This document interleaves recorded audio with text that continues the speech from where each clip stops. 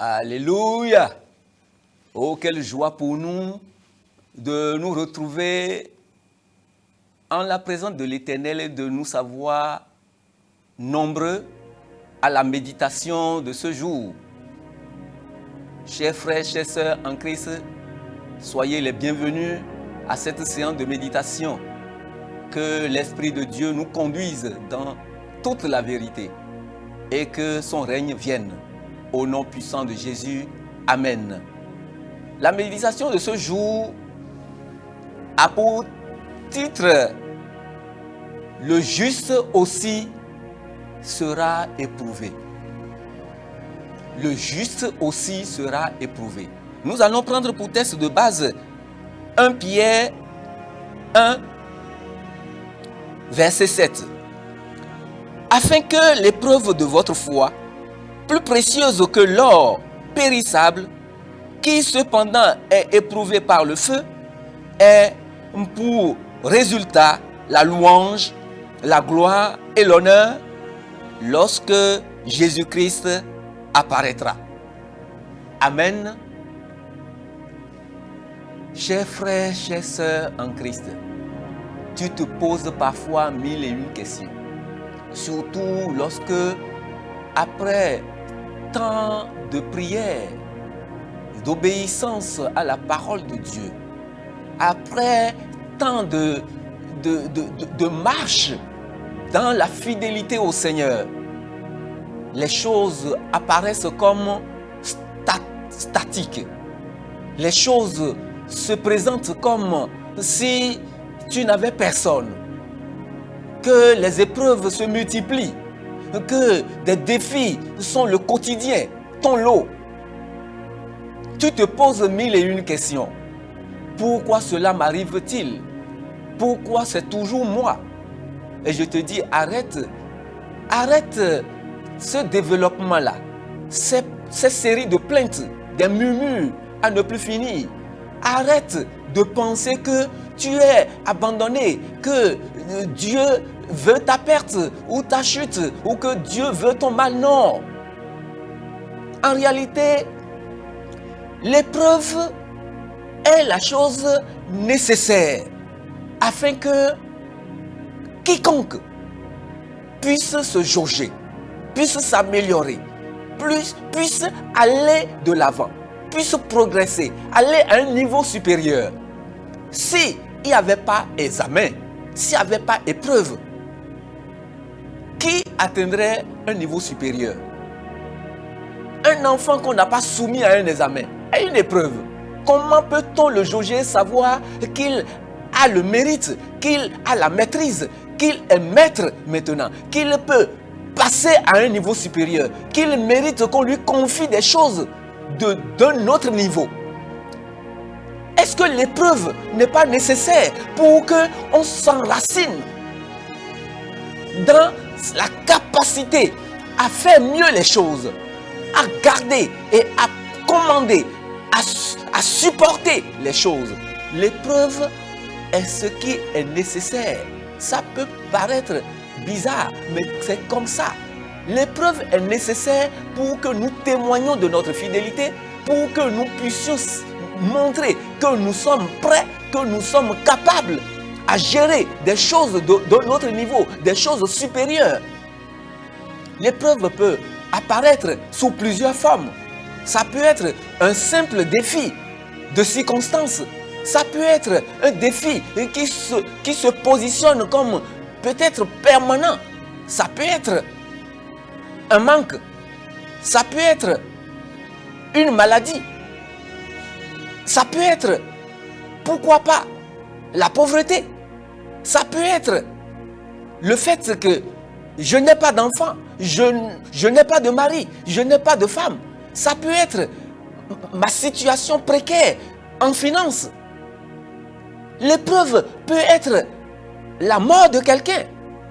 L'épreuve peut être ce qui me tient à cœur. Mais quelle est ma réaction par rapport à cela? Est-ce que je trouve cela comme nécessaire? Est-ce que je trouve que l'épreuve qui est apparue dans ma vie, c'est pour me jauger? c'est pour me relever. C'est pour m'amener à un niveau supérieur. Si je regarde l'épreuve comme quelque chose de paralysant et je ne commence pas à décrire ça. Si à l'examen, le maître me présente 2 plus 2, il attend de moi que je donne la réponse 4. Et je ne commence pas à décrire comment le 2 là est formé. Est-ce que c'est grand caractère, police 8, police 4, c'est écrit en caractère gras, c'est en italique. Je ne commence pas à décrire comment le 2, le premier 2 est écrit. Le plus, est-ce que c'est écrit en lettres ou bien en signes? Je ne commence pas à décrire. Est-ce que je peux, à la fin de tout ce que je vais perdre le temps à faire, on peut me qualifier que je connais, que je suis capable de passer à un niveau supérieur, alors qu'on attend de moi de donner la réponse 4, de passer avec joie et de me ressourcer dans mon passé pour savoir, et j'ai la capacité, je connais 2, je connais plus, je connais 2, je connais le système et je donne la réponse parce que je sais. Si je n'accomplis pas la chose en allant avec tout ce que je sais, en allant, en m'appuyant sur le souvenir de tout ce que j'ai pu réaliser et ce que le maître, le détenteur de tout pouvoir a fait avec moi, et que je réponde à l'épreuve pour prouver ma capacité. Et si c'est la fidélité, pour prouver ma fidélité, c'est que je suis perdant. Je ne mérite pas qu'on me confie d'autres choses. Et c'est ça qui arrive dans nos vies. Quand l'épreuve arrive, nous sommes là à murmurer, nous sommes là à nous poser 1001 questions sans savoir que c'est pour jauger notre foi, pour savoir que Dieu veut que nous passions à un autre niveau, que Dieu veut nous confier des choses supérieures, des choses qui vont nous permettre d'améliorer notre vie. Et nous sommes là à parler de l'épreuve au lieu de parler à l'épreuve. Au lieu d'agir en quelqu'un qui a des capacités en lui.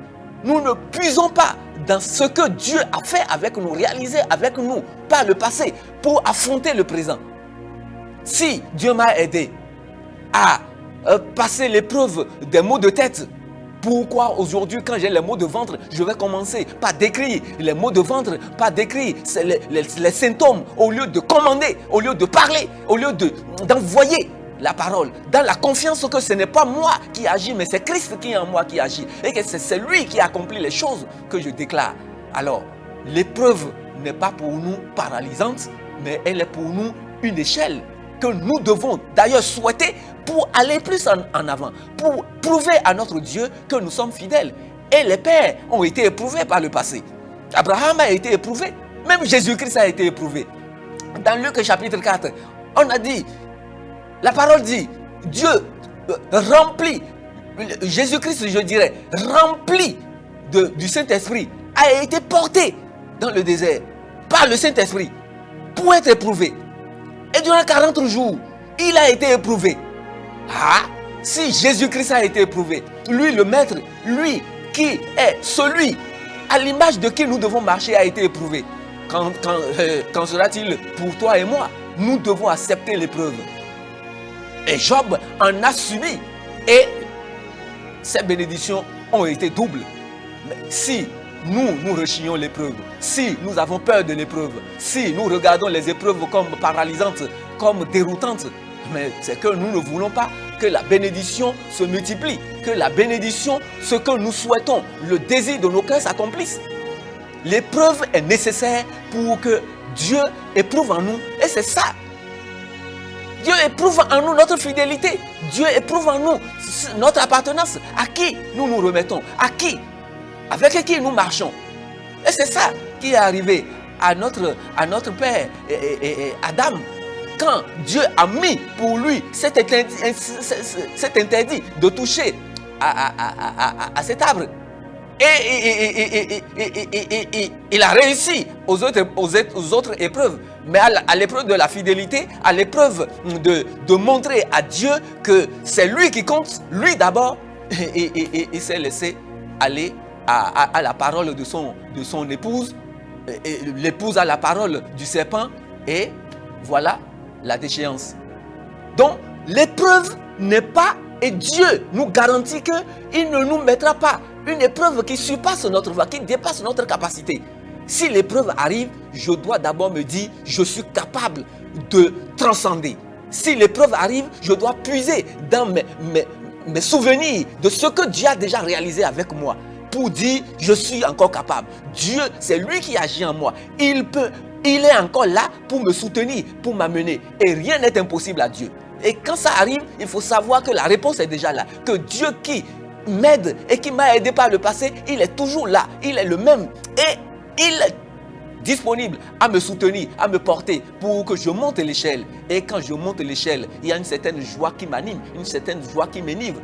Et là, je vais l'épreuve pour avoir un autre niveau, un niveau plus amélioré. Et ce n'est pas fini. L'épreuve va revenir encore. D'autres épreuves pour que je puisse toujours montrer ma fidélité, montrer que je suis capable de gérer les choses mieux que le passé. Et Dieu, en marchant avec moi, tirera de sa gloire pour que je ne sois pas dans le monde comme celui qui est toujours murmure aux lèvres. Je ne suis pas de la génération de Moïse. Je suis de la génération de Josué où on défie les choses, où on va de l'avant, on voit les géants comme des sauterelles et on marche pour que les murs qui sont devant nous s'écroulent et que le bonheur que Dieu nous a destiné soit notre chose, soit notre réalité. Pour qu'un autre nom puisse être mis sur nos têtes pour la gloire de Dieu. Et je compte que ce que nous méditons doit être pour nous des ferments pour élever nos vies. Et que le Seigneur soit avec nous, qu'il nous soutienne toujours dans l'épreuve et qu'il nous permette de toujours marquer notre capacité à mieux faire les choses, marquer notre fidélité vis-à-vis de lui pour que sa gloire toujours triomphe dans nos vies, pour que sa gloire paraisse toujours dans nos vies et que nos vies soient un témoignage de ce que Dieu est avec nous, Dieu est capable, Dieu est pour nous et pour que nos vies soient vraiment ce que Dieu souhaite que cela soit au nom puissant de Jésus. Merci.